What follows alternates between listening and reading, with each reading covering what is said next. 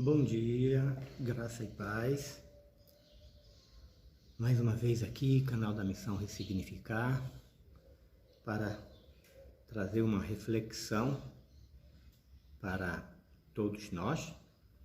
E aproveito a oportunidade, peço que você dê o seu like, dê lá o seu joinha, compartilhe com alguém e, se assim achar interessante, de todas as palavras que temos ali no canal, clique no sininho para que você possa receber outras palavras. Toda vez que tiver uma palavra nova no canal, clicando no sininho, você vai receber essa palavra.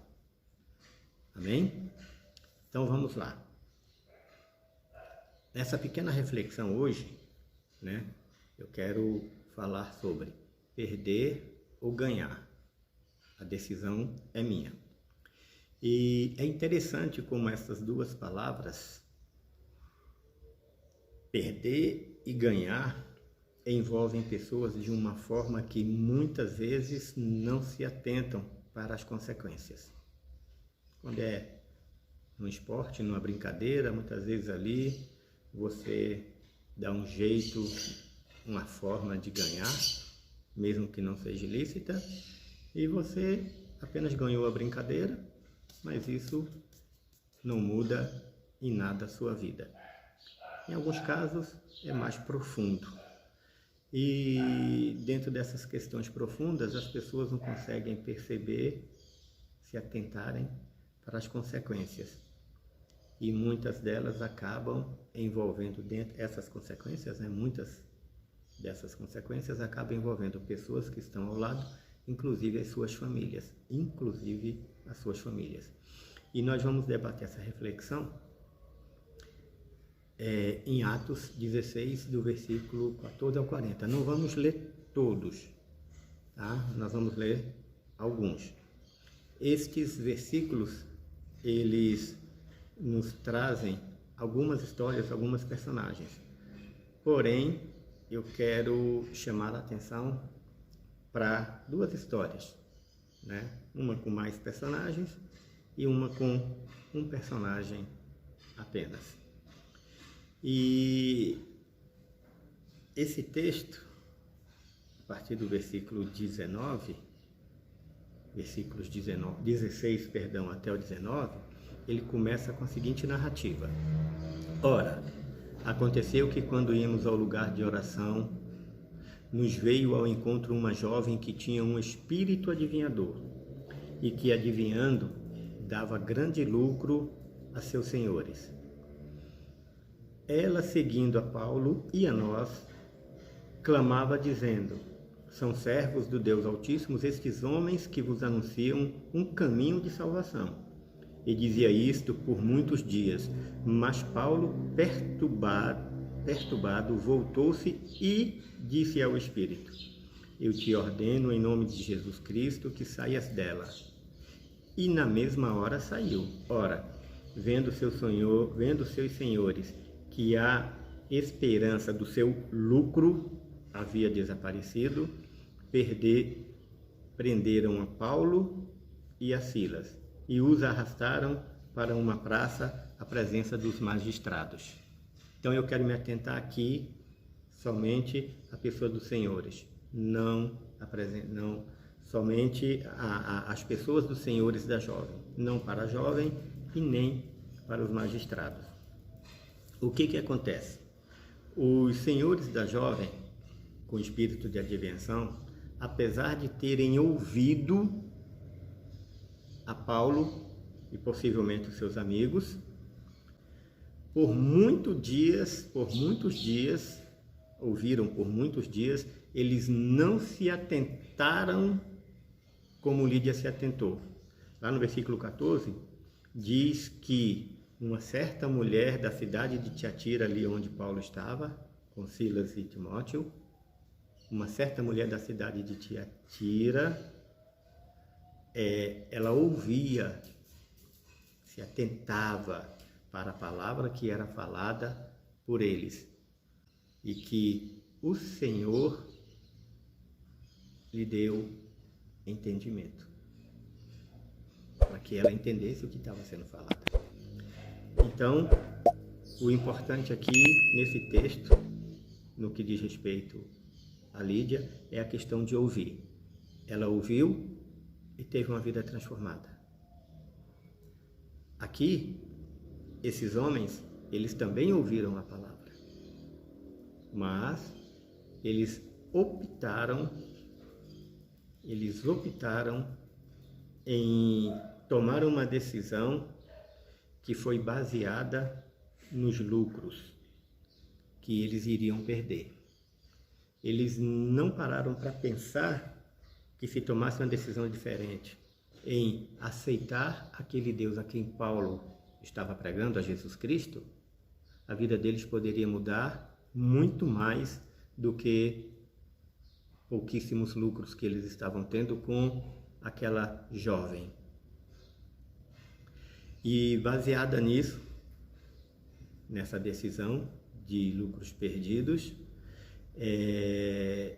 o coração deles se endureceram e fizeram com que eles viessem a denunciar Paulo e a seus amigos aos magistrados, baseado em um coração que endureceu. E aí o que acontece? Mateus 6, 21, ele nos relata que onde tiver o nosso tesouro, lá vai estar o nosso coração. Eles visavam somente lucros que aquela jovem trazia para eles, nada mais além disso. Então eles não ponderaram na palavra ouvida através de Paulo, que eram poderosas para transformar tanto as suas vidas quanto a de suas famílias. Eles simplesmente optaram em entregá-los para os magistrados para poderem serem presos. A segunda história, e até inventaram calúnias, né?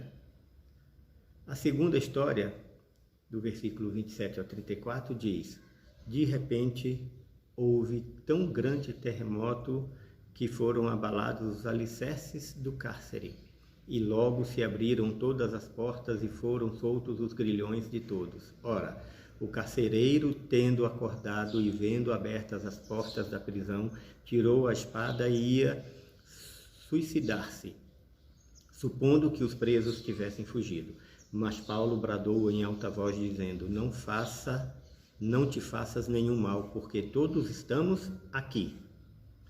Tendo ele pedido luz, saltou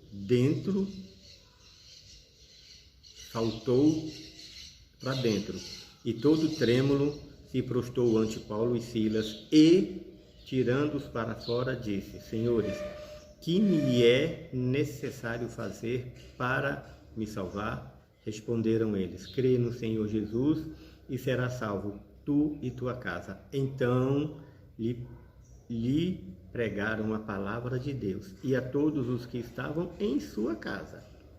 Tomando-os ele consigo naquela mesma hora da noite, lavou-lhes as feridas e logo foi batizado, ele e todos os seus. Então os fez subir para a sua casa, pôs-lhe a mesa e alegrou-se muito com toda a sua casa, por ter crido em Deus. Ao acordar, aquele carcereiro, ele ficou meio que desorientado e, movido pelo medo, ele julgou que o suicídio seria muito mais vantajoso para ele e para a sua família. Por que isso? Naquela época, quando um soldado era colocado para vigiar prisioneiros, se o prisioneiro fugisse, ele poderia ser punido de morte. Ele poderia perder a sua própria vida. E aí o que acontece? É bem possível também que não só ele fosse punido, mas a sua família também pudesse ser punida. E aí ele pensou, é muito melhor eu cometer suicídio e morrer, assim vão pensar que eles, quando fugiram, acabaram que me mataram e não vai ter consequência para minha família. Isso aqui que eu penso, na tradução, como o pastor Cleito costuma falar, nessa minha tradução particular. Porém, diferente dos primeiros, né, os senhores lá da jovem, que tinham um espírito de adivinhação, diferente daqueles senhores, ele ouviu e se atentou para a palavra que lhe foi pregada. Assim, não apenas a sua vida, mas toda a sua família foi transformada. Não é que diz lá no final dessa leitura que nós fazemos? E logo foi batizado ele e todos os seus. Olha a benção aí, logo de cara. Então os fez subir para sua casa, pôs-lhe a mesa e alegrou-se muito com toda a sua casa, por ter crido em Deus. Então essa questão do perder e do ganhar, muitas vezes nós não temos a capacidade de saber realmente de algo que nós estamos fazendo, de uma decisão que a gente toma, se vai ser verdadeiramente perda ou se vai ser verdadeiramente ganho. Em muitos casos, tudo vai indicar que o que nós estamos investindo, vamos dizer assim, e não somente finanças, mas no reino, vai dizer que tudo está contra e que não tem jeito de dar errado. Mas Deus chega e fala contigo através da palavra, através de um homem de Deus como foi Paulo, e vai dizer, tem jeito e tem solução sim. Porque o Deus que eu sirvo, disse Paulo, ele cura, ele liberta e ele sara. E foi por conta dele que nós não fugimos. E a fuga que não houve foi o motivo de ter salvo aquela vida. Porque no momento em que ele ia suicidar, Paulo gritou de lá, ei, não faça isso. E aí ele ouviu a voz de Paulo, uai, as portas estão abertas, você não fugiu, por que você não fugiu?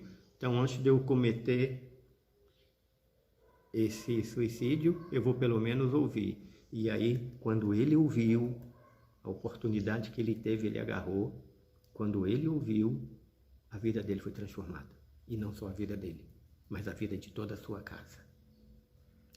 E aí esses textos, eles nos chamam a atenção para a responsabilidade que todos nós, que somos pais, temos para com a nossa família. As decisões que tomamos vão farão com que a vida de nossa família, a nossa vida familiar, seja de perdas ou seja de ganhos. Toda decisão que eu, como pai de família, como sacerdote do meu lar, que eu tomar, ela pode trazer perda ou ela pode trazer ganho. A decisão vai ser minha. A decisão que eu tomar vai trazer perda ou vai trazer ganho.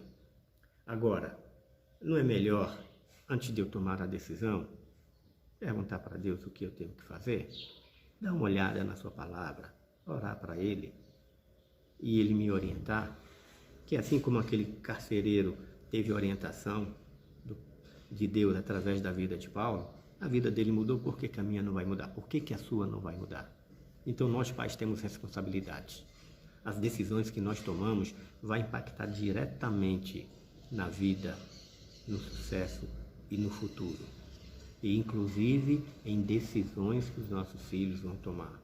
Inclusive em decisões que pessoas que estão ao nosso redor também vão tomar. Porque a partir daí nós podemos fazer diferença.